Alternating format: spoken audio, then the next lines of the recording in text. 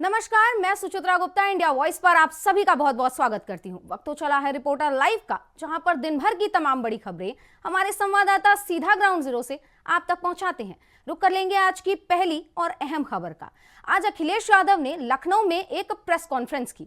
इस press conference में शिवपाल यादव भी मौजूद रहे। साथ ही जर्मनी के पार्लियामेंट मेंबर राहुल कुमार कंबोज भी इस प्रेस कॉन्फ्रेंस में मौजूद रहे और इस दौरान इन्होंने बहुत सारी अहम चर्चाएं की हैं। इस दौरान कई ऐलान भी किए हैं। क्या कुछ कहा है, विस्तार से बता रहे हैं सहयोगी मोहम्मद आसिफ। अखिलेश यादव ने प्रेस कॉन्फ्रेंस कर कुंभ की तैयारियों, ईवीएम में खोट और साथ ही साथ मंदिर मस्जिद मुद्दे को लेकर बीजेपी सरकार को जमकर घेरा। दावा किया कि आने वाले 2027 में समाजवादी पार्टी की सरकार बनेगी। आज सपा प्रमुख अखिलेश यादव जर्मनी के सांसद राहुल कंबोज और चाचा शिवपाल यादव के साथ अहम प्रेस कॉन्फ्रेंस किया। सपा प्रमुख अखिलेश यादव ने प्रेस कॉन्फ्रेंस में कहा कि योगी सरकार मंदिर मस्जिद मामला उठाकर लोगों का ध्यान हटा देती है।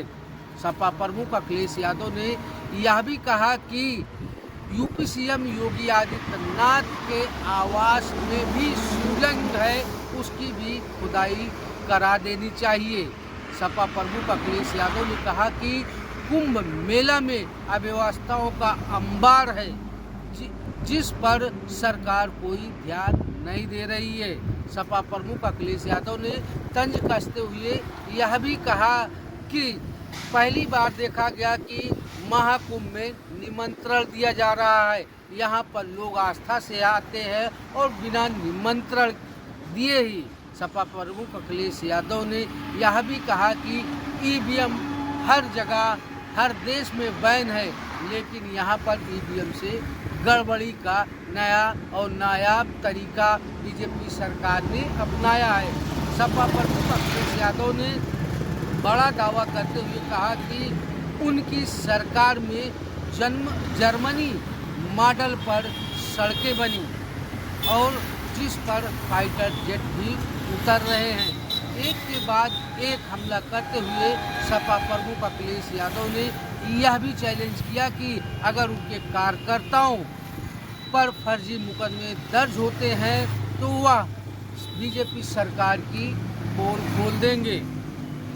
जर्मनी के सांसद राहुल कैम्ब्रिज ने भी दावा किया कि दोनों देशों के तालमेल से यूपी में भी विकास किया जा सकता है। जर्मनी मॉडल पर यहाँ और भी काम किए जा सकते हैं। इस मौके पर चाचा शिवपाल यादव ने कहा कि आने वाले दिनों में समाजवादी पार्टी की सरकार बनेगी और मुख्यमंत्री अखिलेश यादव होंगे।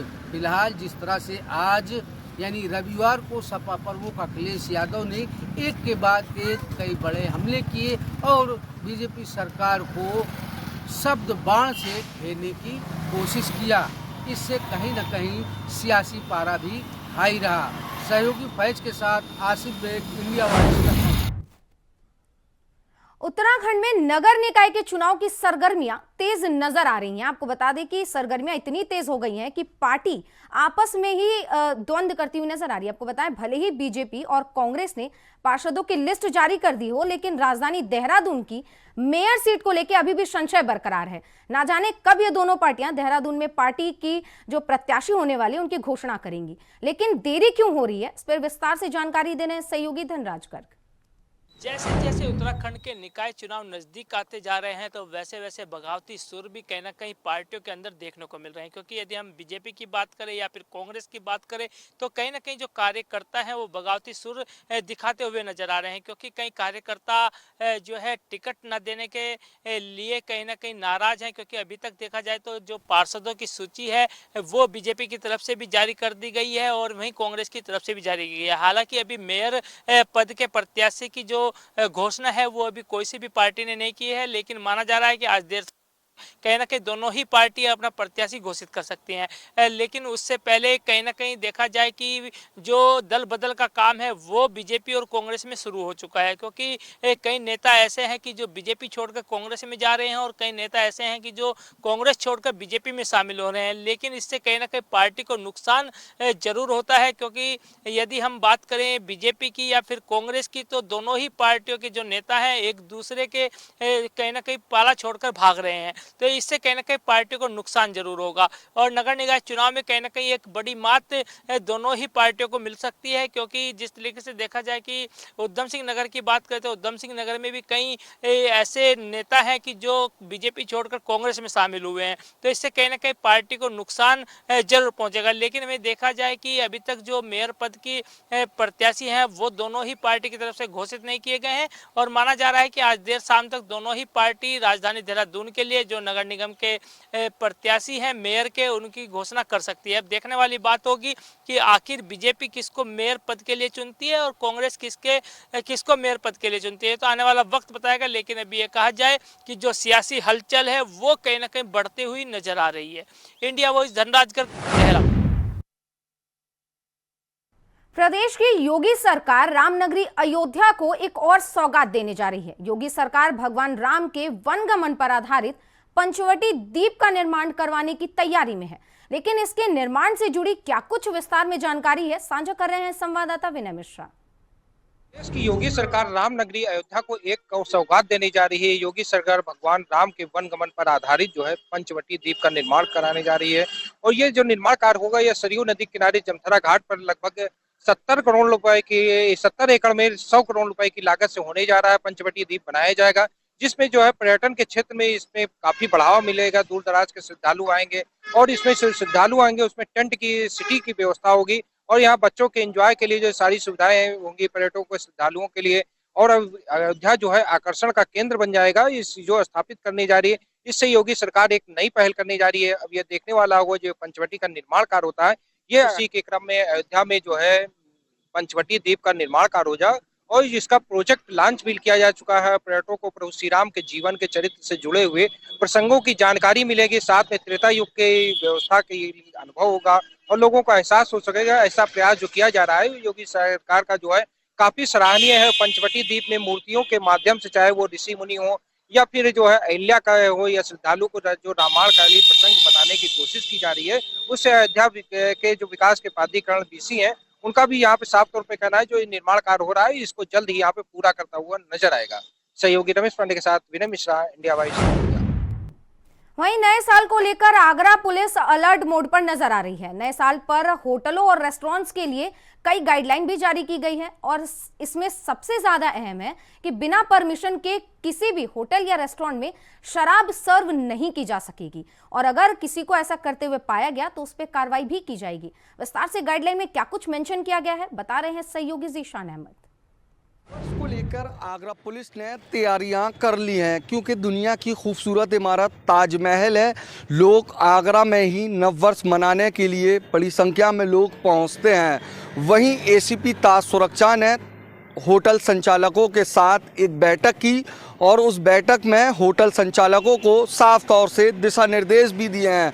वहीं पुलिस ने होटल संचालकों से कहा कि 10 बजे के बाद डीजे नहीं बज सकता और वहीं अगर हम शराब परोसने की बात करें तो जिनके पास परमिशन है वही लोग होटलों में और कैफ़ों पर शराब परोसेंगे। अगर परमिशन नहीं है तो उनके खिलाफ सख्त कार्रवाई की जाएगी। वहीं ऐसी कोई गतिविधियां देखी जाती हैं तो आगरा पुलिस की सख्त कार्रवाई रहेगी। कह सकते हैं नववर्ष को लेकर आगरा पुलिस पूरी तरीके से अलर्ट है। होटल संचालकों की बात करें और अन्य स्थानों की बात करें तो पुलिस ने सभी जगहों पर बैठक की है और होटल संचालकों को साफ तौर से दिशा निर्देश भी दिए हैं। अपने सहयोगी उमर के साथ जीशान अहमद, इंडिया वॉइस।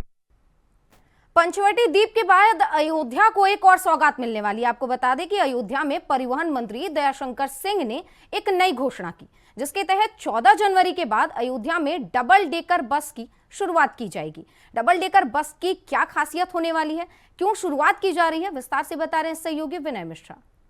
परिवहन मंत्री दया सिंह की बड़ी घोषणा हुई है कि 14 जनवरी के बाद अयोध्या में भी जो है डबल डेकर बस का जो है श्रद्धालु आनंद ले सकेंगे और ये श्रद्धालु जो डबल डेकर बस से बैठ करके अयोध्या का पूरा भ्रमण करके आनंद लेंगे।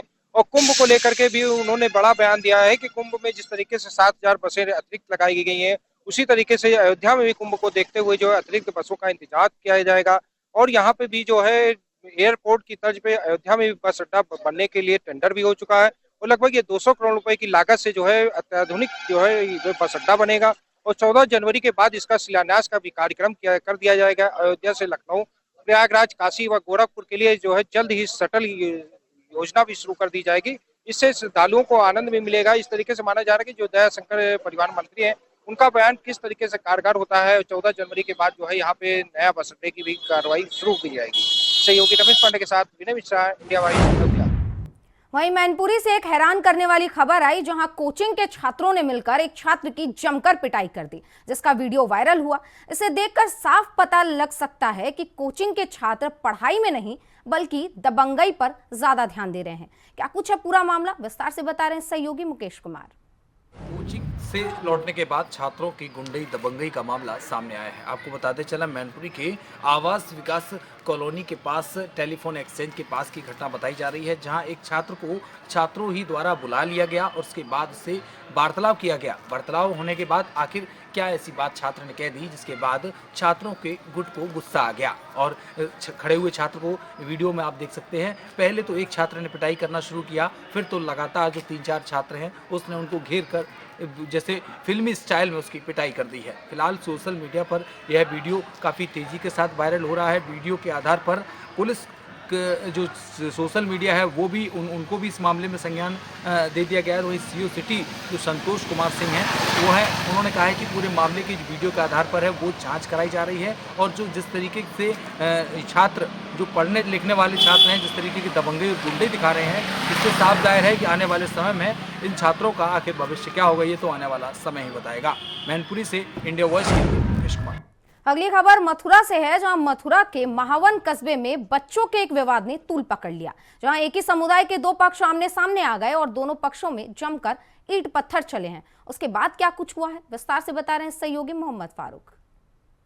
थाना महावन क्षेत्र में उस समय सनसनी फैल गई जब वहां पर दो समुदायों के बीच में पथराव हो गया और लाठी डंडे चलने लगे। झगड़ा इतना बढ़ गया कि जो दुकानों के शटर हैं वो लगातार गिरने लगे और तमाम अफरा तफरी का माहौल पैदा हो गया। 2 दिन से लगातार बच्चों के मामूली से झगड़े में कहासुनी होने लगी और कहासुनी के बाद में झगड़े का रूप ले लिया और दोनों जो व्यापारियान मोहल्ले के एक ही समुदाय के जो लोग हैं दोनों आमने सामने आ गए और उन्होंने झगड़े को बड़ा रूप दे दिया। यानी ईंट पत्थर चलने लगे और पथराव जो है तेजी से होने लगा। आए दिन ये पथराव महावन थाना क्षेत्र के व्यापारियान मोहल्ले में होता है और इसका वीडियो भी लगातार वायरल हो रहा है। वायरल वीडियो के अनुसार उसमें देखा जा सकता है कि किस तरीके से झगड़ा हो रहा है और लोग पथराव कर रहे हैं। यानी 1 दर्जन के करीब लोग इसमें घायल हो गए हैं और जिनका इलाज अस्पताल में चल रहा है। पुलिस द्वारा इनके खिलाफ मुकदमा दर्ज कर लिया गया है। अब देखते हैं कि पुलिस की इस पर क्या ठोस कार्रवाई होती है। इंडिया वॉइस के लिए मैं मोहम्मद फारूक, मथुरा। वक्त तो चला एक छोटे से ब्रेक का, चल लौटते हैं। ब्रेक के बाद एक बार फिर से खबरों का रुख करेंगे। खबर लखनऊ से है, जहां लखनऊ में नगर निगम कर्मचारियों पर 200 से ज्यादा लोगों ने हमला बोल दिया। आपको बता दें कि अवैध रूप से राजधानी लखनऊ में रह रहे असम और बांग्लादेशियों ने नगर निगम की महिला कर्मचारियों को जमकर पीटा है। लेकिन क्या है ये पूरा मामला, क्यों ये पूरी मारपीट की घटना हुई है, विस्तार से बता रहे हैं सहयोगी मोहम्मद आसिफ। लखनऊ में एलडीए और ठेला खुमचे वालों से विवाद हो गया। विवाद बढ़ने पर स्थानीय लोगों ने इकट्ठा होकर एलडीए टीम के कर्मचारियों की पिटाई कर दी। मौके की नजाकत भापते हुए जेसीपी और मेयर सुषमा खरवाल भी पहुंच गई। आरोपियों पर कार्रवाई को लेकर मेयर और पुलिसकर्मियों के बीच नोकझोंक भी हुई। बता दें कि राजधानी लखनऊ के इंदिरा नगर क्षेत्र में असम और बांग्लादेश के कुछ नागरिक अवैध रूप से रहते हैं, ऐसा आरोप लखनऊ की मेयर सुषमा खरकवाल ने लगाया। इन अवैध कब्जों को हटाने के लिए जेसीबी के साथ नगर निगम के कर्मी पहुंचे। इस दौरान अतिक्रमण हटाने को लेकर स्थानीय लोगों और एलडीए की टीम से विवाद पैदा हो गया। विवाद इतना बढ़ा कि वहां पर मौजूद दर्जनों लोगों ने एलडीए कर्मचारियों को दौड़ा कर पीटना शुरू कर दिया। सूचना पर कई थानों की पुलिस फोर्स के साथ जेसीपी अमित वर्मा भी पहुंच गए। मौके पर मेयर सुषमा खरकवाल ने पहुंचकर पुलिस से नोकझोंक भी किया और पुलिस पर गंभीर आरोप लगाते हुए कहा कि पुलिस एक्शन में नहीं आ रही है। मेयर सुषमा खरकवाल ने कहा कि जिस तरीके से इंदिरा नगर क्षेत्र में असम और बांग्लादेश के नागरिक अवैध रूप से रह रहे हैं, इनका हटना बेहद जरूरी है। इस दौरान मेयर और पुलिसकर्मियों के बीच तू मैं भी हुई, जिसका वीडियो सोशल मीडिया पर भी वायरल हो रहा है। हालांकि यह भी कहा जा रहा है कि एलडीए की टीम ने लोगों के साथ बदसलूकी की, जिससे वहां के स्थानीय लोग भड़क गए और विवाद बढ़ गया। फिलहाल इस मामले में पुलिस ने जांच शुरू कर दी है और पुलिस का कहना है कि इस मामले में जांच के बाद एक्शन लिया जाएगा। सहयोगी सहित के साथ आसिफ बेग, इंडिया वॉइस का। अगली खबर उत्तराखंड के देहरादून से है, जहां पुलिस और कुख्यात बदमाश के बीच मुठभेड़ हो गई, जिसमें बदमाश घायल हो गया। घायल बदमाश पर गौ तस्करी और गौकशी के कई मुकदमे दर्ज हैं, लेकिन पुलिस इस तक पहुंची कैसे पूरा प्लान तैयार किया गया, विस्तार से बता रहे हैं सहयोगी धनराज गर्ग।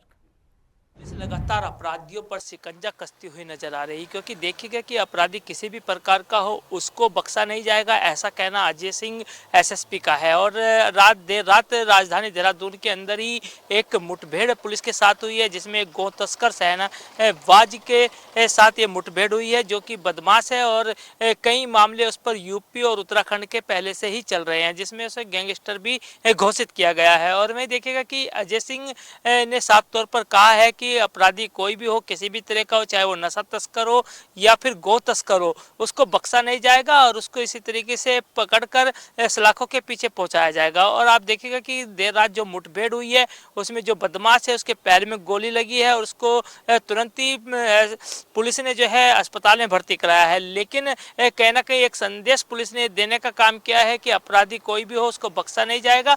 यदि इस तरीके से नहीं मानेंगे तो उनको मुठभेड़ में भी कहीं ना कहीं इस तरीके से गिरफ्तार किया जा सकता है। और मैं देखिएगा कि जिस तरीके से लगातार नशा तस्करों के खिलाफ पुलिस अभियान चलाती हुई नजर आई, क्योंकि मुख्यमंत्री पुष्कर सिंह धामी का एक साफ तौर पर कहीं ना कहीं निर्देश भी हैं और उनका एक लक्ष्य भी है कि 2025 तक उत्तराखंड को नशा मुक्त बनाना है। इसी तरीके से नशा तस्करों पर भी कहीं ना कहीं कार्रवाई करते हुए उत्तराखंड पुलिस नजर आ रही, क्योंकि देर रात एक एनकाउंटर यानी कहा जाए एक मुठभेड़ राजधानी देहरादून में हुई, तो दूसरी मुठभेड़ उधम सिंह नगर में हुई, जहां पर एक नशा तस्कर को गोली मारी गई है और उसको भी अस्पताल में भर्ती कराया गया है, वो भी घायल है। लेकिन इससे साफ संदेश ये जाता हुआ नजर आता है कि अपराधी कोई भी हो उसको बख्शा नहीं जाएगा और उसको इसी तरीके से कहीं ना कहीं मात देने का काम उत्तराखंड पुलिस करती रहेगी।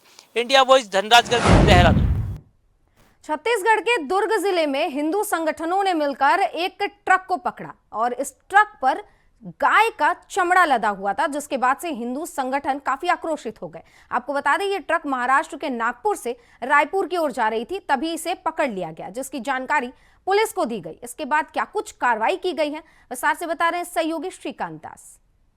गौस काल की बड़े पैमाने पर तस्करी हिंदू संगठनों की सूचना पर दुर्ग पुलिस के द्वारा कुम्हारी टोल प्लाजा पर पकड़ा गया। आपको बताते चले कि छत्तीसगढ़ के दुर्ग जिले के कुम्हारी टोल प्लाजा के पास हिंदू संगठनों के मिले जानकारी से दुर्ग पुलिस ने एक ट्रक को जब्त किया, जिसमें लाखों की तादाद में गौवंश एवं और अन्य जानवरों के खाल मौजूद थे। पुलिस के द्वारा लगातार इसकी जांच पड़ताल की जा रही है। आपको बताते चले कि हिंदू संगठनों को लगातार गौवंश के खाल की तस्करी की सूचना मिल रही थी, जिसे लेकर के हिंदू संगठन लगातार अलर्ट मोड पर थे और कल रात की सूचना जब मिली तो हिंदू संगठनों के द्वारा सीधे दुर्ग पुलिस को इसकी जानकारी दी गई। आपको बताया चले कि नागपुर महाराष्ट्र पासिंग ट्रक जो कि नागपुर से नांदगांव होते रायपुर की ओर जा रही थी, जिसे नांदगांव से पीछा करते हुए हिंदू संगठन और दुर्ग पुलिस की टीम लगातार पीछा कर रही थी और ट्रक की स्पीड ज़्यादा होने की वजह से उसे कुम्हारी टोल प्लाजा पर जब ट्रक रुकी, वहाँ पर जब चेक किया गया ट्रक के अंदर, तो वहाँ पे लाखों के तादाद पर गौवंश के खाल और अन्य जानवरों के खाल मौजूद थे। आपको पता चले कि जिसकी आज की कीमत बाजार मूल्य लाखों रुपए है। आपको चले कि लगातार शिकायतें मिल रही थी जिसके तहत हिंदू संगठन इसकी मॉनिटरिंग कर रही थी। वहीं पर सीएसपी छावनी का कहना था कि अभी पुलिस पूछताछ कर रही है और आने वाले समय में कुछ बड़े खुलासे होने की भी उम्मीद है। हिंदू संगठनों का भी साफ तौर पे कहना था कि हमारे द्वारा भी लगातार गौवंश की सेवा की जाती है और इस तरह की तस्करी बिल्कुल कतई बर्दाश्त नहीं की जाएगी।